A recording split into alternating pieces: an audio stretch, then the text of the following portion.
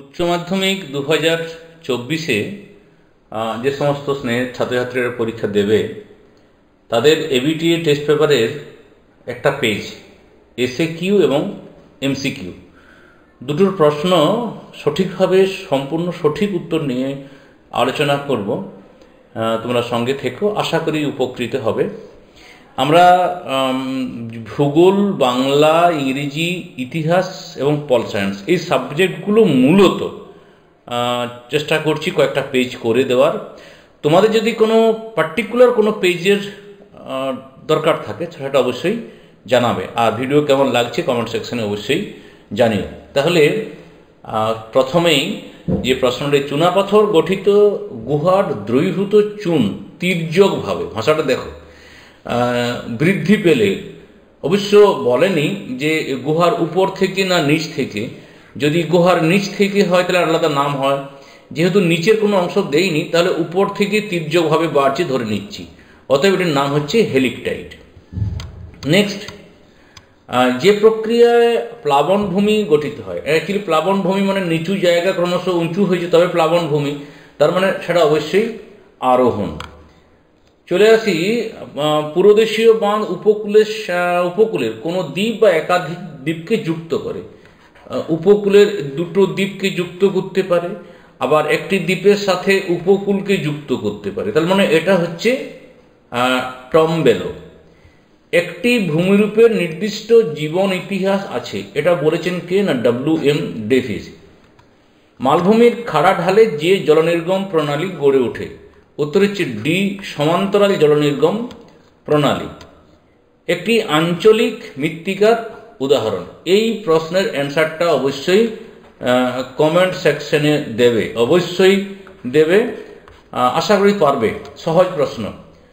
উদ্ভিদের জন্য প্রয়োজনীয় প্রাথমিক পরিপোষক প্রধান, সেটা তিনটে আছে, খেয়াল রাখবে, NPK, এক্ষেত্রে তার মানে নাইট্রোজেন।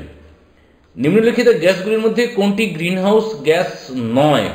তাহলে এখানে অ্যাকচুয়ালি এটা উঠে নিয়ে বইয়ে দেখো, O2 হবে, একটা O3 ছিল, একটা CO2 ছিল, উত্তর অক্সিজেন। আচ্ছা, হ্যারিকেন নামক ক্রান্তীয় ঘূর্ণিঝড়ের জন্ম দেয়, হ্যারিকেন, তাহলে এটা ক্যারিবিয়ান সাগরে হ্যারিকেন নামে পরিচিত।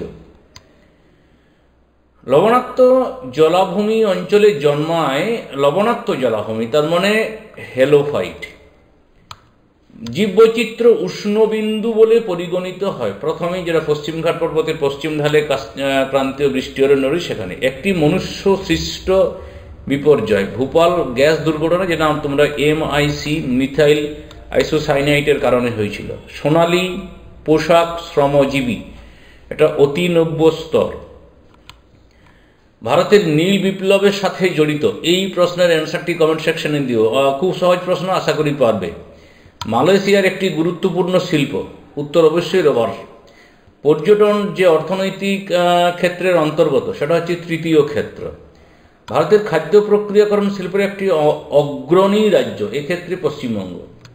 সুয়েজ খাল যুক্ত করেছে ভূমধ্যসাগর এবং লোহিত সাগর। নেক্সট, জনসংখ্যা বিবর্তন তত্ত্বের প্রথম পর্যায় বলতে বোঝায়, অর্থাৎ প্রাক শিল্প বিপ্লবকে। ভারতের পরিযান বা মানে এক জায়গা থেকে অন্য জায়গায় চলে যাওয়া, এটা সবথেকে বেশি ঘটে গ্রাম থেকে শহরে। অর্থনৈতিক উন্নয়নের একটি প্রধান সূচক, এটা মোট অভ্যন্তরীণ উৎপাদন। বাকি যে তিনটে, বাকি দুটো, এই দুটো যদি হয় সেটা হচ্ছে হিউম্যান ডেভেলপমেন্ট ইন্ডেক্স, এইটা যদি হয় তখন এই ক্ষেত্রে হয়।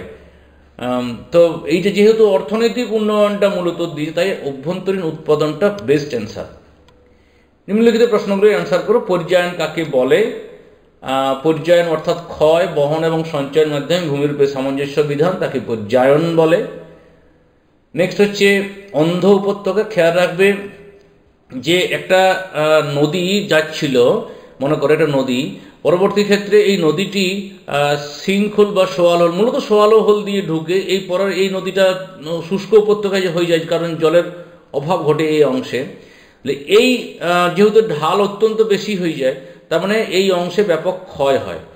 তাহলে এই যে গভীরকীর্ণ কানাগলির মতো যে উপত্যকা সৃষ্টি হয়, মনে হয় নদীটি কোথাও হারিয়ে গেছে, পথ হারিয়ে, তাই এর নাম হচ্ছে অন্ধ উপত্যকা। টম্বেলো, এই প্রশ্নটা একটু আগেই পড়লাম যে পুরোদেশীয় বাঁধ যখন একটি দ্বীপকে মূল ভূখণ্ডের সঙ্গে বা দুটো দ্বীপকে যুক্ত করে, যেটা একটু আগেই হয়েছে। ফিয়র্ড উপকূল, ফিয়র্ড উপকূল খেয়াল করে দেখো, এটা লেখা আছে, তুমি আমি জাস্ট বোঝানোর চেষ্টা করছি।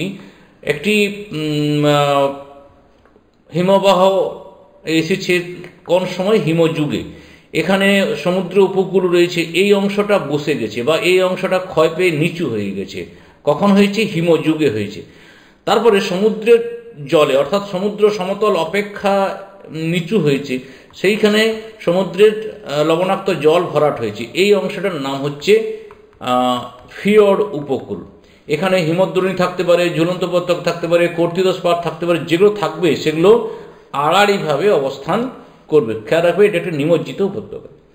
পেডিমেন্ট কিভাবে গঠিত হয় উত্তর লেখা রয়েছে, জাস্ট একটা বলার চেষ্টা করছি। এটা মনে করো মরু অঞ্চলের পর্বত রয়েছে, পাহাড় রয়েছে, এখানে নুড়ি কাকর বালি তৈরি হয়েছে যান্ত্রিক আবহবিকারের কারণে, এগুলো চলে গেছে এই দিকে, এই দিকে মানে এখানে সঞ্চিত হয়েছে, এই অংশে সঞ্চিত হয়েছে। এখানে তো প্লায়া আছে, আর এইখানে সঞ্চিত মানে তার মানে এই অংশটা ক্ষয় পেল এবং অল্প কিছু সঞ্চয় ঘটে। এই মূলত ক্ষয়ের ফলে যে ভূমিরূপ তৈরি হচ্ছে এখানে, এটার নাম হচ্ছে পেডিমেন্ট। আর এইখানের নাম হচ্ছে বাজাদা, এই অংশে যে সঞ্চয়জাত ভূমিরূপ গড়ে ওঠে। আর এখানে যে অস্থায়ী জলভাগ গড়ে ওঠে তার নাম হচ্ছে প্লায়া। এটা আশা করি প্রত্যেকেই জানো।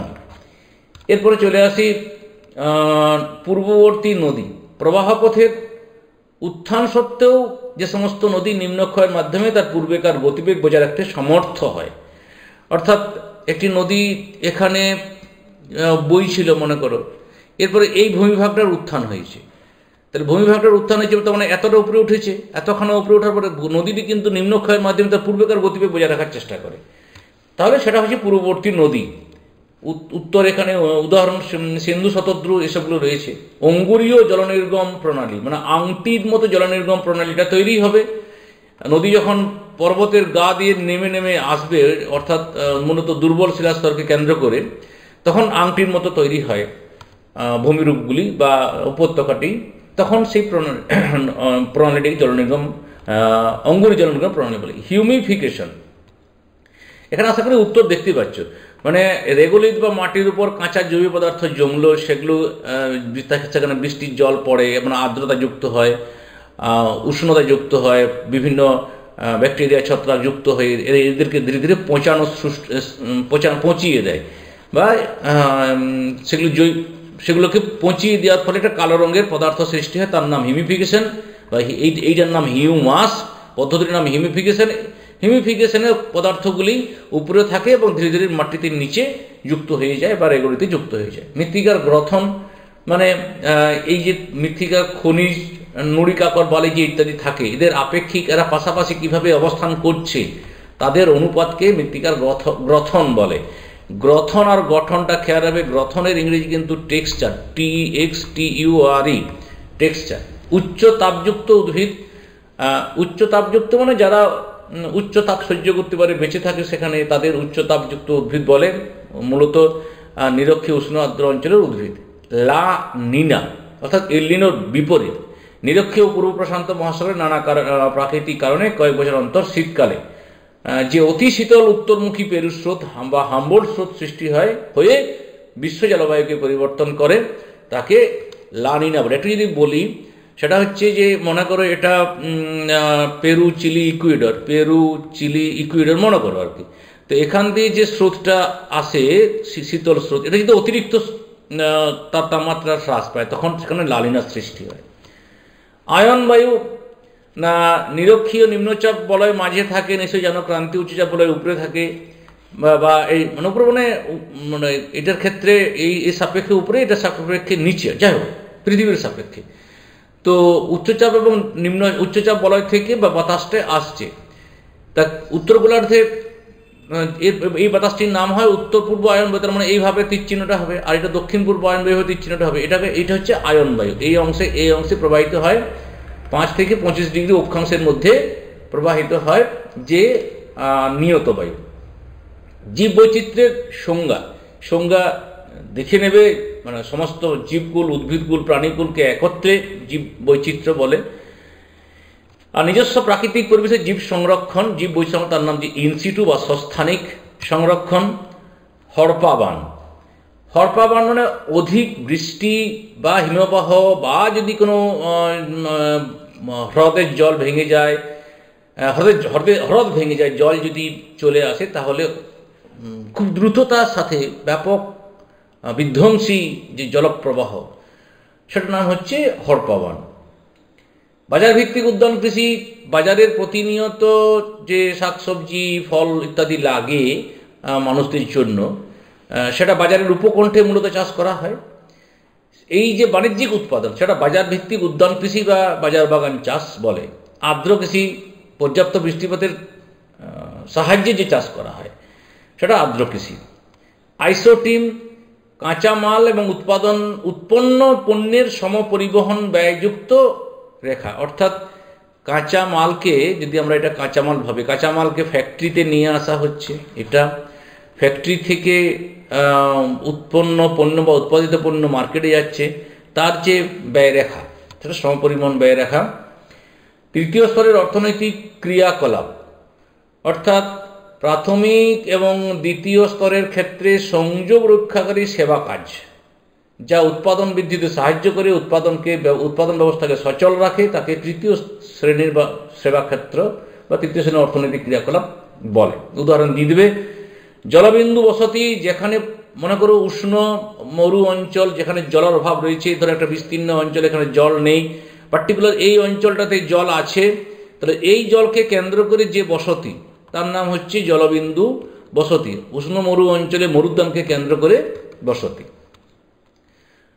পরিকল্পনা অঞ্চলের সংজ্ঞা দাও। পরিকল্পনা অঞ্চল হলো সমধর্মী অর্থনৈতিক, ভূপ্রাকৃতিক, সামাজিক, সাংস্কৃতিক বৈশিষ্ট্যযুক্ত দৈশিক একক, যেখানে নির্দিষ্ট সময়কালে প্রভূত উন্নতির জন্য নির্দিষ্ট পরিকল্পনা গ্রহণ ও রূপায়ণ করা হয়। এখানে আজকে ইতি টানলাম, আশা করি সকলে এই বিষয়গুলো বুঝতে পেরেছ। সকলকে ধন্যবাদ জানিয়ে এখানেই শেষ করছি।